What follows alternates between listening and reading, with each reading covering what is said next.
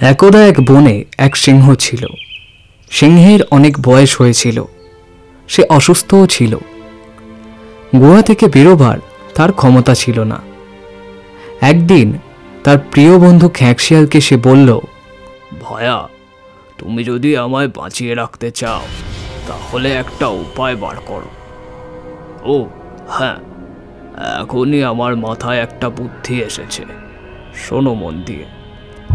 এই যে বন, সেখানে একটা বড় হরিণ আছে। তুমি তাকে নানা মিষ্টি কথায় ভুলিয়ে ভালিয়ে আমার কাছে নিয়ে আসো। বড় খিদে পেয়েছে আমার, তার মাংস আর কলজে খেতে পেলে আমার জীবনটা বাঁচে। অগত্যা সিংহের কথায় শিয়াল বেরিয়ে পড়ল। সে বড় হরিণটাকে খুঁজতে খুঁজতে অনেকক্ষণ পর তার দেখাও পেয়ে গেল।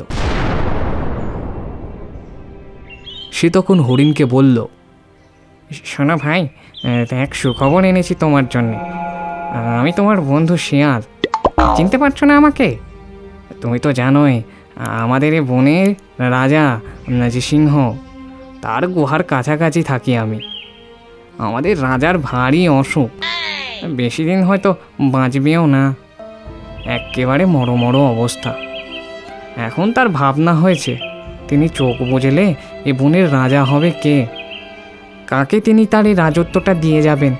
তিনি অনেক ভেবে দেখেছেন, না শুয়োরকে দেওয়া যায়, ওর মাথায় গোবর পড়া, ভালুক বেটা একেবারে কুঁড়ের বাচ্চা, আর চিতা, ওর যা বাজে বাজে মেজাজ, বাঘটা বেজায় ভব ঘুরে। আর সুতরাং এদের কাউকেই বনের রাজা করা যায় না। তাই অনেক ভেবে চিন্তে বিচার বিবেচনা করে অবশেষে রাজামশাই তোমাকেই বনের রাজা করবেন বলে ঠিক করেছেন। এই বলে খ্যাঁকশিয়াল একবার ঢোক গিলে নিয়ে বলল, এর কারণ হচ্ছে রাজামশাই বলেছেন, তোমার মতো উঁচু লম্বা জম কালো চেহারার আর সুন্দর জন্তু এই বনে আর একটাও নেই। তাছাড়া তোমার মস্ত বড় বড় শিং, তা দেখেই সবাই ভয়ে পালাবে। তাই বলছিলাম কি, এই সুযোগ হাতছাড়া করলে পরে তোমাকেই পস্তাতে হবে। গোপনে বলি। একবার খ্যাঁকশিয়াল চারিদিকটা ভালো করে দেখে নিয়ে ফিস ফিস করে বলল, তোমাকে তিনি বনের রাজা করবেন ভেবেছে। বন্ধু, তুমি এই বিষয়ে বেশি আপত্তি করো না। এই কথা শুনে হরিণের দীর্ঘ নিঃশ্বাস ফেলল। তারপর হাসি হাসি মুখ করে একটু থেমে শিয়াল বলল, এই শুনলে তো সব। এখন এই সুখবরের জন্য আমায় কি দেবে বলো? একটু তাড়াতাড়ি বলো, আমায় আবার ফিরতে হবে এখনই। মহারাজ আমার পথ চেয়ে বসে আছেন, সব কাজেই আমার পরামর্শ নেওয়া দরকার বোধ করেন তিনি। ও হ্যাঁ, আরেকটা কথা, এই বুড়ো শেয়ালের যুক্তি নেওয়া যদি ভালো মনে করো তাহলে বলছি, তুমি এখনই আমার সঙ্গে চলো। রাজা না মরা পর্যন্ত তুমি তার কাছেই থাকো। খ্যাঁকশিয়ালের মুখে এই সব ভালো ভালো কথা শুনে হরিণের বুকটা আনন্দে আর গর্বে ভরে উঠল। তার মনে কোনো সন্দেহ বা ইতস্তত ভাব রইল না। ফলে সে তখনই সেই খ্যাঁকশিয়ালের সঙ্গে চলল। বনের পথ দিয়ে চলতে চলতে হাজির হলো সেই মহারাজ সিংহের একেবারে গুহার সামনে। আর হরিণকে কাছে পাওয়ার সঙ্গে সঙ্গে সিংহ এক থাবা বসালো হরিণের দিকে। কিন্তু সেই থাবাটা গিয়ে লাগলো হরিণের বাঁ দিকের কানে। সেই সময় কিছু না ভেবে হরিণ এক লাফিয়ে পালিয়ে গেল। এত সব চেষ্টা ব্যর্থ হলো দেখে খ্যাঁকশিয়াল একেবারে হতাশায় ভেঙে পড়ল। মহারাজ হাতে পেয়েও হরিণটাকে খেতে পারল না। এই ক্ষোভে, দুঃখে, রাগে আর খিদের জ্বালায় অদ্ভুত সব গর্জন করতে লাগলেন মহারাজ সিংহ। একটু পরেই মহারাজ খিদের জ্বালায় অস্থির হয়ে খ্যাঁকশিয়ালকে বলল, ভাই, তুমি আর একবার যাও না হে, আর একটি বার চেষ্টা করে দেখো, হরিণটাকে আর একবার আমার কাছে আনতে পারো কিনা। খ্যাঁকশিয়াল বলল, মহারাজ, এত বড় কঠিন কাজের ভার দিচ্ছেন আমায়? অসম্ভব, ও আর এই মুখই হবে না। একটু চিন্তা করে খ্যাঁকশিয়াল বলল, তবু যখন বলছেন তখন দেখি একবার চেষ্টা করে, তবে কথা দিতে পারছি না আপনাকে।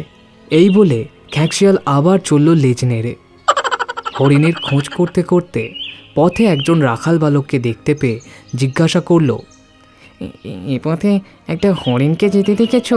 একটা হরিণ যার কান দিয়ে রক্ত ঝরছে। রাখাল বালকটি বলল, হ্যাঁ দেখেছি, এই বনের দিকেই গেছে। এই কথা শুনে খ্যাঁকশিয়াল আবার চলতে লাগলো।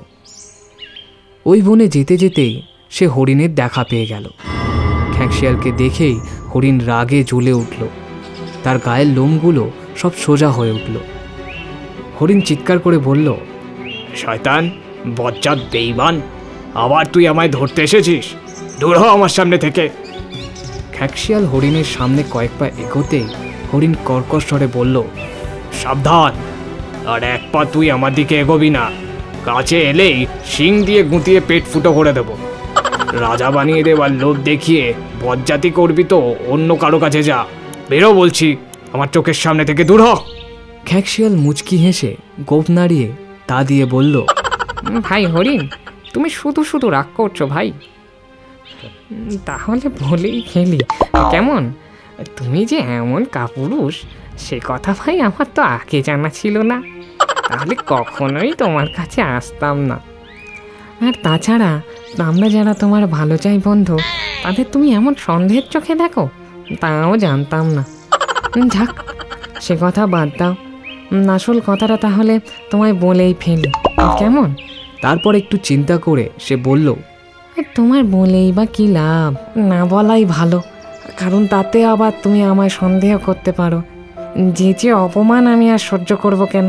হরিণকে চুপ করে থাকতে দেখে খ্যাঁকশিয়াল মুখে হাসি ফুটিয়ে বলল, না, বলেই ফেলি, তাতে তুমি যাই মনে করো না কেন। মহারাজ তোমার কান ধরেছিল কেন জানো?